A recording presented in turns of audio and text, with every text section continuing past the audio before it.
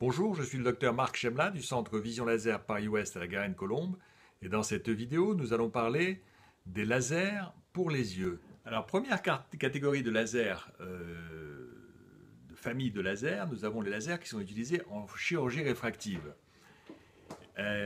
Donc, nous avons le laser excimer. Le laser excimer, c'est un laser qui va vaporiser une petite couche, une petite surface cornéenne de façon à resurfacer la cornée et qui va faire en sorte que cela va permettre de gommer,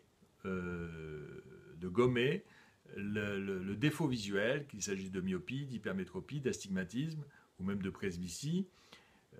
Tout cela va être supprimé par le laser excimer.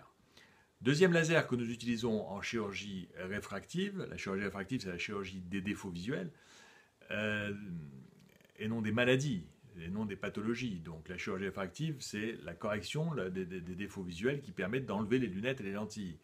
Donc deuxième laser qu'on utilise, c'est le laser femtoseconde, qui est un laser qui permet en fait essentiellement de faire un capot cornéen.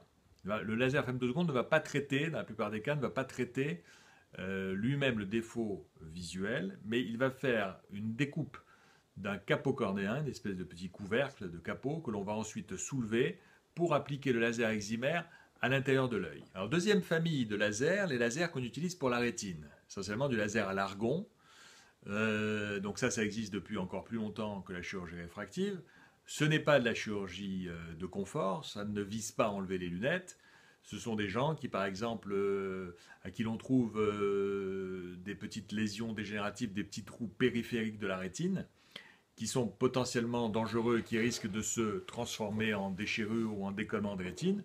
Et ce sont des patients à qui on va proposer d'entourer ces petites lésions périphériques de la rétine avec ce laser à l'argon qui va faire une photocoagulation autour de la lésion et qui va permettre d'empêcher que ce trou ne se développe et permettre d'éviter les complications de décollement de rétine. Autre laser qui est fréquemment utilisé en ophtalmologie, c'est le laser YAG, qui a un effet photodisrupteur que l'on va par exemple souvent utiliser dans les suites des opérations de la cataracte. Lorsqu'on fait une opération de la cataracte, on enlève le cristallin qui s'est opacifié et on met à la place, dans le sac cristallinien, on met un implant cristallinien et cette capsule que l'on laisse en place qui maintient l'implant va souvent s'opacifier secondairement, un délai de plusieurs mois, voire plusieurs années après l'opération. Cette capsule s'opacifie, on appelle ça une cataracte secondaire,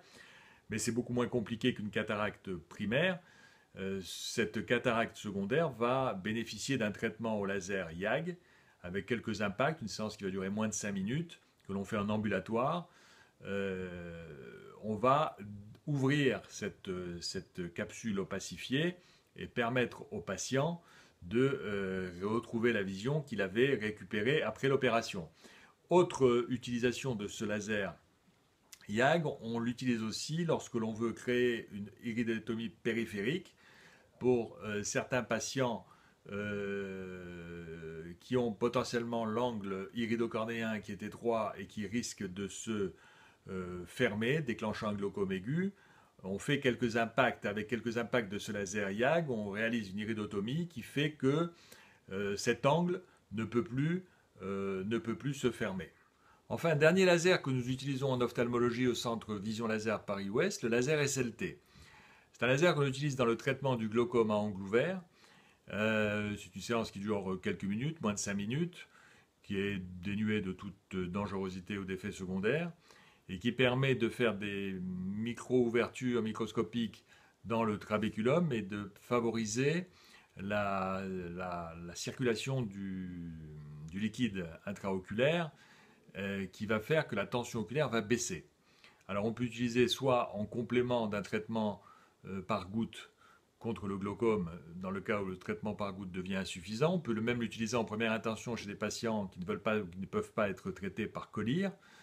Ça fait généralement baisser la tension de 20%, de 20 à 30%, disons de 5-6 points par œil, ce qui est relativement appréciable. Et seul l'inconvénient de ce laser SLT, c'est que son effet et quelquefois s'atténue quelquefois au bout de quelques années. Il n'est pas rare qu'au bout de 5 ans, ce qui est déjà pas mal, il n'est pas rare qu'au bout de 5 ans, on doive refaire une séance de laser SLT pour de nouveau abaisser cette tension intraoculaire